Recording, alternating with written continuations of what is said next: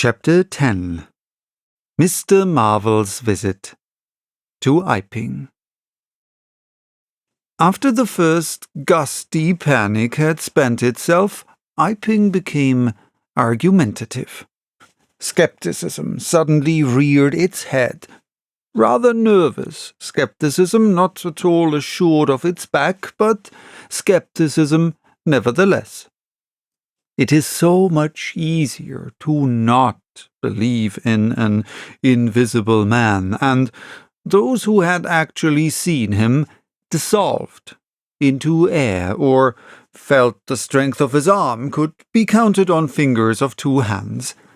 And of these witnesses, Mr. Wadgers was presently missing, having retired impregnably behind the bolts and bars of his own house, and Jaffers was lying stunned in the parlour of the coach and horses. Great and strange ideas, transcending experience, often have less effect upon men and women than smaller, more tangible considerations. Iping was gay with bunting, and everybody was in gala dress. Whit Monday had been looked forward to for a month or more.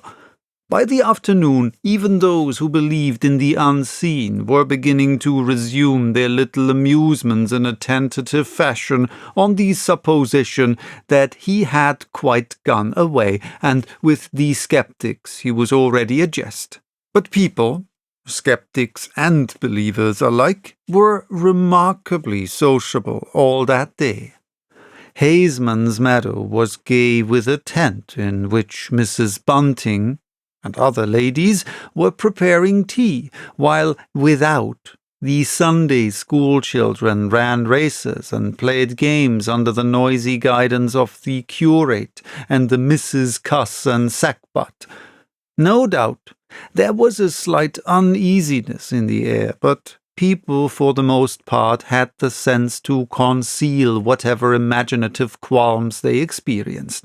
On the village green, an inclined strong, down which, clinging the while to a pulley-swung handle, one could be hurled violently against a sack at the other end, came in for considerable favour among the adolescent, as also did the swings and the cocoa-nut shies.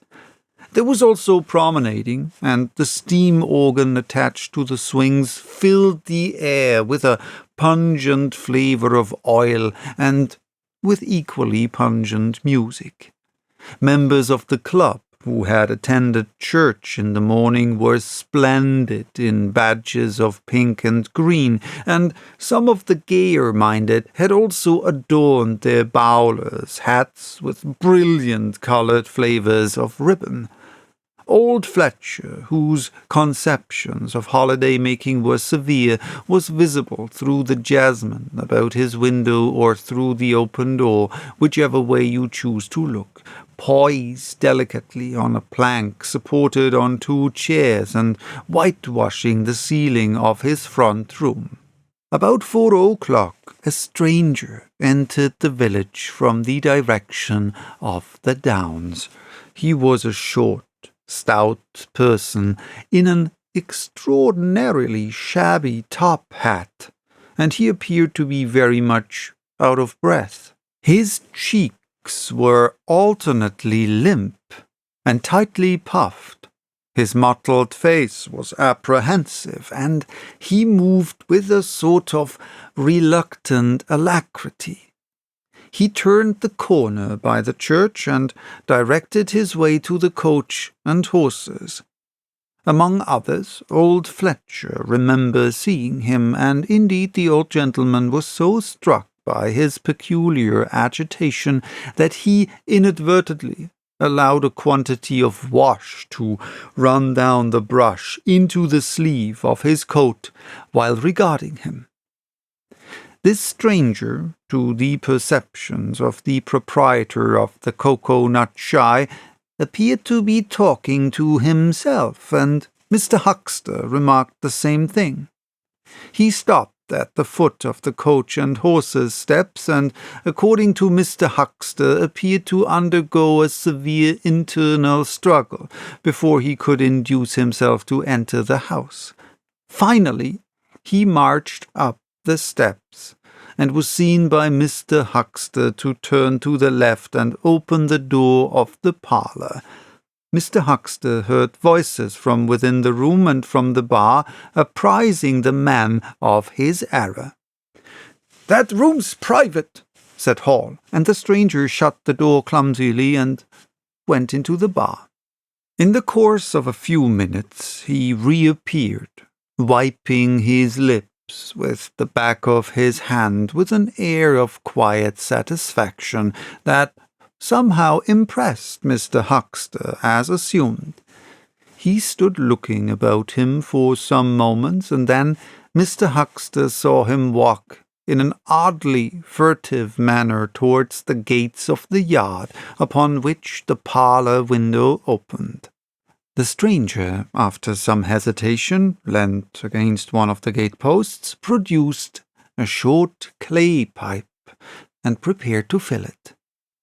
His fingers trembled while doing so. He lit it clumsily, and, folding his arms, began to smoke in a languid attitude, an attitude which his occasional quick glances up the yard altogether belied. All this Mr. Huxter saw over the canisters of the tobacco window, and the singularity of the man's behaviour prompted him to maintain his observation. Presently the stranger stood up abruptly and put his pipe in his pocket. Then he vanished into the yard. Forthwith Mr. Huxter, conceiving he was witness of some petty larceny, leapt round his counter and ran out into the road to intercept the thief. As he did so, Mr. Marvel reappeared, his hat askew, a big bundle in a blue tablecloth in one hand, and 3 books tied together, as it proved afterwards with the vicar's braces, in the other. Directly he saw Huxter, he gave a sort of gasp, and, turning sharply to the left, began to run. "Stop, thief!" cried Huxter, and set off after him. Mr. Huxter's sensations were vivid but brief. He saw the man just before him, and spurting briskly for the church corner and the hill road. He saw the village flags and festivities beyond, and a face or so turned towards him. He bawled, "Stop!" again. He had hardly gone 10 strides before his shin was caught in some mysterious fashion, and he was no longer running, but flying with inconceivable rapidity through the air. He saw the ground suddenly close to his face.